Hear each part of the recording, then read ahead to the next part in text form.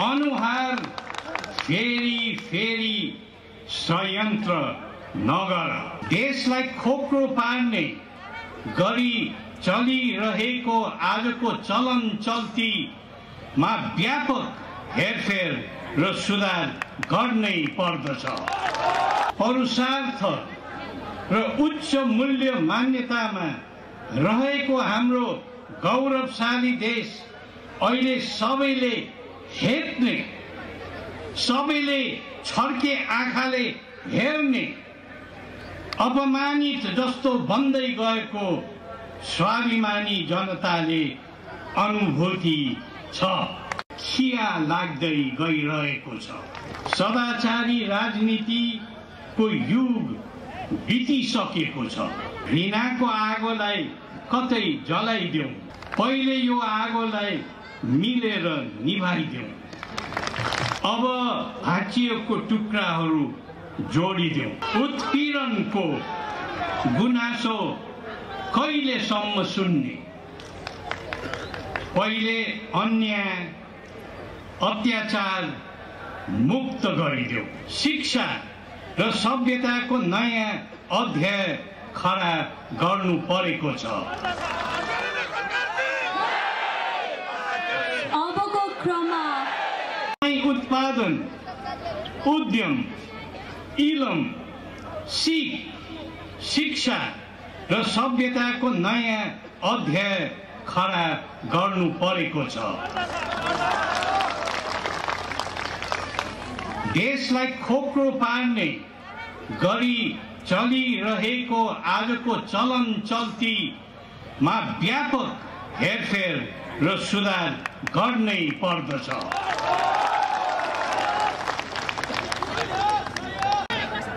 प्रतिभाको महान निवास हो। वीरता, पराक्रम, परुषार्थ र उच्च मूल्य मान्यतामा रहेको हाम्रो गौरवशाली देश अहिले सबैले हेप्ने, सबैले छर्के आँखाले हेर्ने, अपमानित जस्तो बन्दै गएको स्वाभिमानी जनताले अनुभूति छ। माथि आज खिया लाग्दै गइरहेको छ।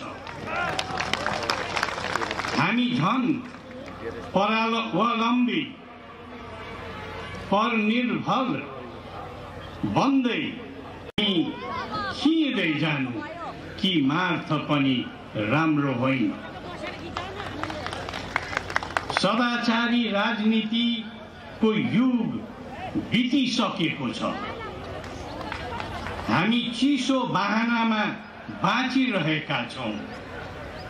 नेपालभित्र हुने र गरिने राजनीतिक तथा शासकीय परिवर्तन, तर हामीलाई लाग्दछ नेपाल राष्ट्रको एकीकरणदेखि आधुनिकीकरणसम्मका यावत प्रक्रियामा हामी नेपालीहरूकै बलबुट्टा र आफ्नै राष्ट्रिय भावधाराबाट सम्पादन भई आएका हुन्।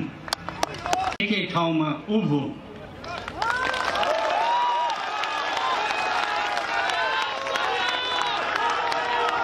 घृणाले घृणाको आगोलाई कतै जलाइदेऊ, पहिले यो आगोलाई मिलेर निभाइदेऊ। भाग्यको सीमा हुँदैन, हुनु पनि हुँदैन। अब भाँचिएको टुक्राहरू जोडिदेऊ।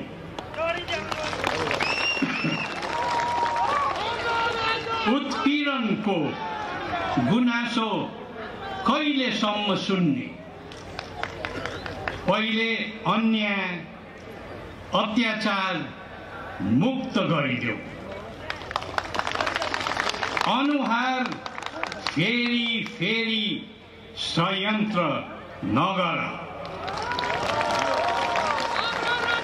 त्यसको त्यस्ताको चालबाट आफूलाई बचाइदियो।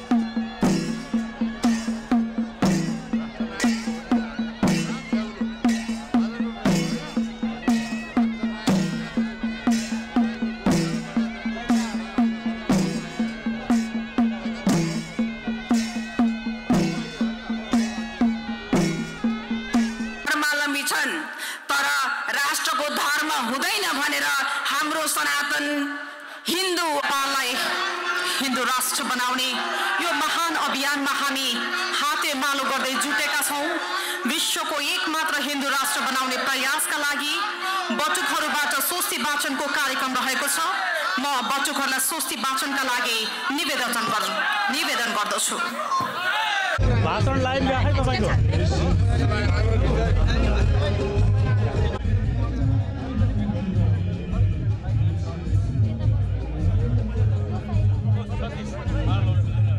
सामान्य शिष्टाचारको हेक्का पनि राख्न नसक्ने अवस्थामा हाम्रो समाज पुगेको छ।